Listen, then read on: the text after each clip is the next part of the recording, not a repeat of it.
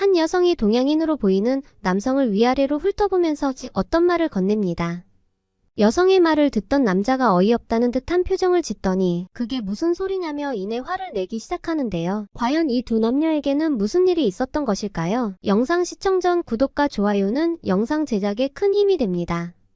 안녕하세요. 저는 덴마크 출신의 율리라고 합니다. 저는 한국인 남자를 만나 결혼을 했고 한국에 와서 산지 1년이 조금 넘었습니다. 사실 제가 국제결혼을 하고 이렇게 머나먼 나라인 한국에 와서 살게 될 것이라고는 상상도 못했어요. 제가 어떻게 한국 남자와 결혼을 해 한국에서 살게 되었는지 들어보실래요? 저는 제 남편과의 러브스토리를 많은 사람들과 공유하고 싶습니다. 보통 북유럽 국가들은 삶의 만족지수가 높다고 알려져 있고 특히 제가 살고 있는 덴마크는 의료와 교육의 복지체계가 잘 갖추어져 있어서 국민들의 행복지수가 최고 수준에 이르는 나라로 꼽혀요. 한국 방송을 보면 덴마크가 마치 천국처럼 그려지더라고요. 아무 걱정 없이 사는 것처럼요. 하지만 그 이면을 보면 문제점들이 분명 있습니다. 덴마크는 풍부한 복지제도로 인해 버는 돈의 절반 이상을 세금으로 내요. 그래서 덴마크에서 삶은 생각보다 여유롭지 않아요. 물가가 비싼 것도 한몫하지만 지나치게 높은 세금 때문에 월급을 받아도 실수령액이 정말 적어요. 연금을 많이 받는다고 해도 주거비가 비싸 실제 생활이 풍족하진 않습니다. 저희 부모님을 봐도 그래요. 덴마크에서 가장 잘 쓰이는 단어 휘게라고 들어보셨죠? 직역하면 편안함, 아늑함, 안락함이라고 말할 수 있어요. 이렇듯 대부분의 덴마크 사람들은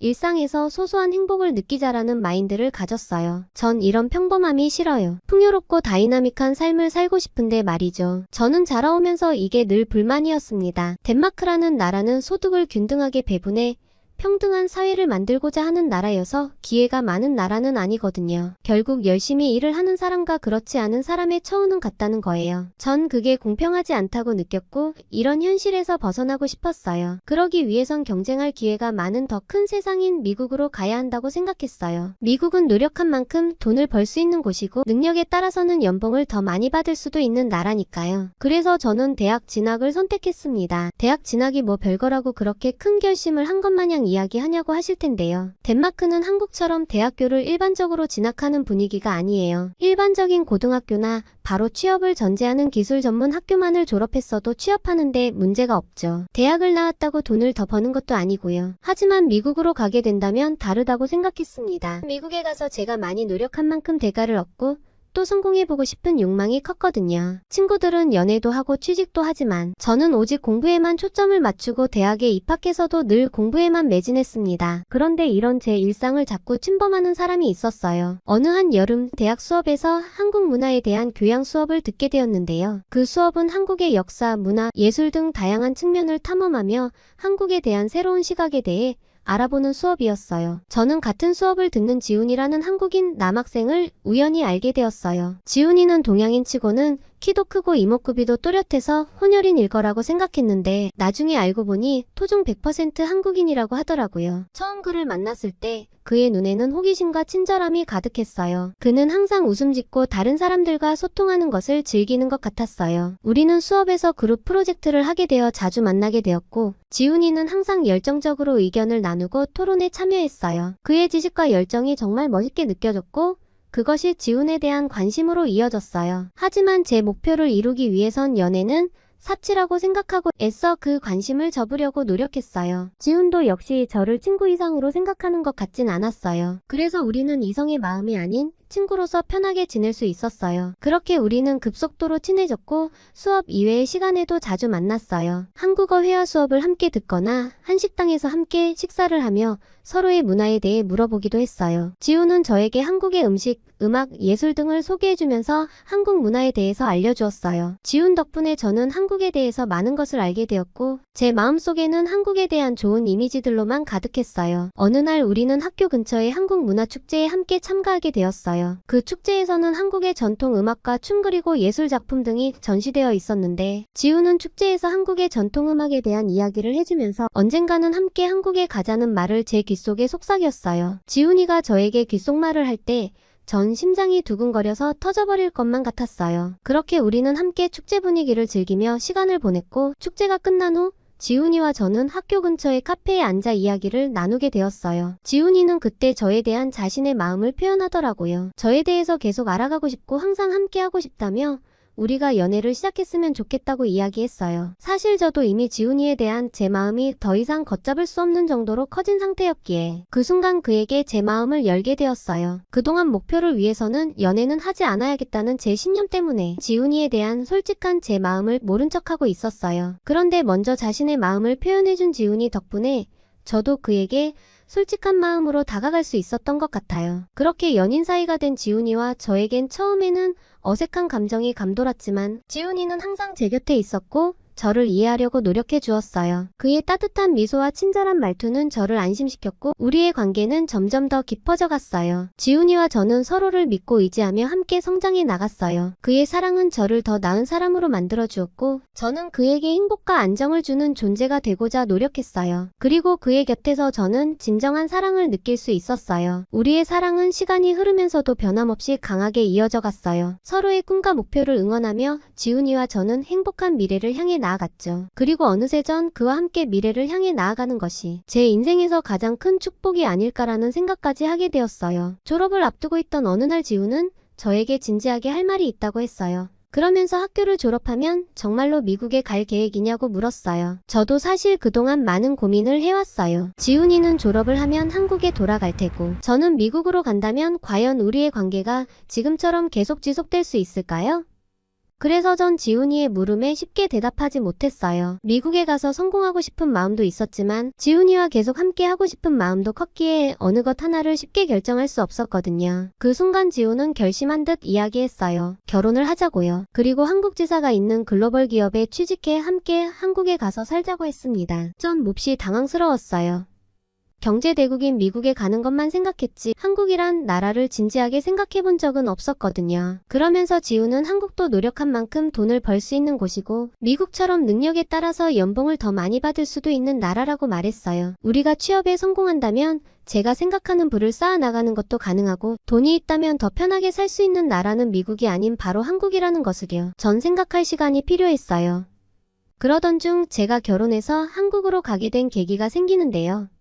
지훈이는 그 이후로 저희 부모님을 만나 뵙고 싶어 했어요. 아마도 부모님께 자신의 존재를 알리고 저와 결혼하고 싶었던 이유였을 거예요. 저는 한 번도 부모님께 남자친구를 소개해 본 적이 없어요. 그런데 이번에는 달랐어요. 진심으로 부모님께 그를 보여드리고 싶었어요. 왜냐하면 곧 저는 선택을 해야만 했거든요. 저의 미래를요. 그래서 부모님의 의견도 알고 싶었어요. 아마도 제 부모님도 저만큼 제 남자친구인 지훈이를 좋아하실 테지만요. 그렇다고 걱정이 아예 없는 건 아니었습니다. 사실 많은 유럽의 부모님 세대가 그렇듯 아시아계에 대해 안 좋은 이미지를 갖고 계셨거든요. 몇 달 전 이웃 중 중국인 가족이 살았는데 그들이 너무 시끄럽고 예의가 없어서 부모님은 그들과 대립하다가 한동안 정신과 치료까지 받았었고 특히 그때 이후로 아버지는 아시아라면 고개를 저으셨어요. 그래서 전 미리 부모님께 충분히 설명을 했습니다. 제가 만나는 사람은 한국 사람이고 한국 사람은 중국인과는 전혀 다르다고요.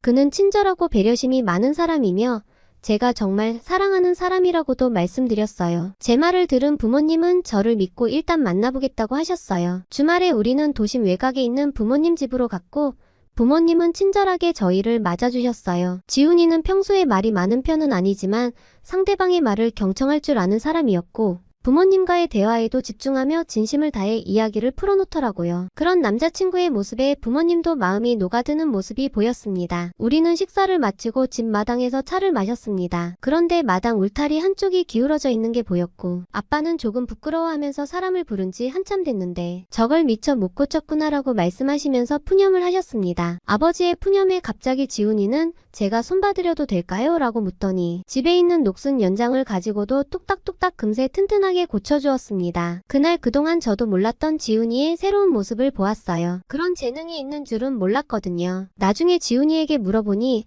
한국 남자들은 다 이 정도는 한다며 특별할 것 없다고 하더라고요. 저희 부모님은 지훈이의 예의 바르고 따뜻한 배려에 홀딱 반하신 모습이었죠. 이후 우리는 부모님 집에 자주 놀러갔고 될 때마다 지훈이는 저희 집에 불편해 보였던 것을 체크하고 다음에 갈 때 연장을 챙겨와 고쳐주기도 했습니다. 그리고 집을 떠나올 때는 늘 부모님께 깍듯이 듯이 고개를 숙여 인사를 드렸습니다. 그 모습은 정말 예의 바르고 멋져 보였어요. 특히 저와 부모님이 남자친구에게 크게 감동받은 일이 있었습니다. 엄마가 몇 개월 전 무릎 수술을 하셨는데 회복하는 과정에서 한쪽 다리로만 힘을 지탱하는 것을 조금 힘들어 하셨어요. 그래서 엄마는 집안의 벽을 잡고 다니는 경우가 많았거든요. 남자친구는 엄마의 그런 모습을 눈여겨봤었는지 나에게 특별히 말도 하지 않고 부모님 집에 갔을 때 집 이곳 저곳에 손잡이를 설치해 주었습니다. 회복 과정에서 혹시라도 있을지 모를 사고를 막기 위해서였어요. 그런 남자친구의 모습을 보면서 저는 저뿐만 아니라 제 부모님까지도 자신의 부모님처럼 아끼는 모습에 이 남자와 결혼을 해야겠다는 결심을 했습니다. 미국에서 혼자 치열하게 사는 것보다 지훈이와 함께 서로를 믿고 의지하며 행복한 삶을 살아가고 싶어진 거죠. 부모님도 지훈이를 그동안 무척이나 마음에 들어 하셨기에 이 결혼을 특별하게 반대하지 않으셨어요. 그리고 저는 한국에 가서 지훈이의 부모님도 만나 뵈었어요. 지훈이의 부모님은 처음 저를 보자마자 환하게 웃으며 손을 잡아주시는데 마치 제 부모님을 만난 것 같이 마음이 편해졌고 저를 좋아해 주셔서 정말 감사했어요. 지훈이의 부모님을 처음으로 만난 날에 부모님께서는 저를 한정식집에 데려가셨어요. 덴마크에서 한식당에 가보긴 했지만 한국의 한식당에서 많은 음식이 한꺼번에 나오는 것을 보고 정말 놀랬어요. 덴마크는 음식 문화가 많이 발달되지 않았기에 이렇게 여러 가지 음식을 한 번에 먹는 게 신기했어요. 어머님께서는 이 음식을 한번 먹어보라며 입에 맞을지 모르겠다고 하시면서 제 앞에 음식을 조심스럽게 갖다 주셨어요. 그 음식은 잡채와 갈비찜이었는데 먹어보니 제 입맛에 딱이더라고요. 너무 맛있어서 열심히 먹었어요. 잘 먹는 제 모습을 보시고는 부모님께선 엄청 좋아하셨습니다. 제가 아무래도 외국인이고 평상시 제대로 된 한국 음식을 먹어본 적이 없다고 해서 고민을 많이 하고 식당을 고르셨다고 해요. 지훈이가 친절하고 배려심이 깊은 건 다 부모님을 닮아서인가 봐요. 저희는 미래 계획을 진지하게 부모님께 말씀드렸습니다. 부모님께서는 너희만 좋다면 다 상관없다고 하셨어요. 꼭 같은 한국 사람과 결혼해야지 잘 사는 것도 아니지만 서로 문화가 다른 만큼 배려해 가면서 산다면 오히려 같은 나라 사람들끼리 사는 것보다 훨씬 좋을 수 있겠다고 응원해 주셨습니다. 그렇게 저와 지훈이는 부모님의 축복 속에 덴마크에서 한국에서 한 번 결혼식을 올렸고 저희는 다행히 원하던 기업에 취직해 한국으로 발령을 받았습니다. 저는 한국 생활에 잘 적응해 나가고 있고 한국이란 나라에 와서 살아보니 정말 좋은 것 투성입니다. 제가 한국에서 살 수 있는 행운을 가져다 준 남편에게 언제나 고마운 마음이에요. 요즘엔 남편과 함께 한국어 공부도 열심히 하고 있는데요. 쉽지는 않지만 한국어가 꽤 재미있게 느껴집니다. 아무래도 전생에 전 한국인이 아니었을까요? 남편과 지내며 한국 생활에서 느낀 재미있는 점들을 종종 전하겠습니다. 지금까지 제 사연을 들어주셔서 감사합니다. 오늘 사연은 어떠셨나요? 평소 자신의 성공을 위해 연애는 애초에 관심을 끄고 공부에만 열중하던 덴마크 여성이 친절하고 배려 깊은 한국 남자와 사랑에 빠져 결혼해 한국에서 살게 된 설레는 사연이었습니다. 율리 부부가 한국에서 더욱 행복한 나날을 보내길 바라며 오늘 내용은 여기서 마치겠습니다. 오늘의 사연이 마음에 드셨다면 구독과 좋아요를 눌러주세요. 더욱더 좋은 영상으로 보답하겠습니다. 감사합니다. 행복한 하루 되세요.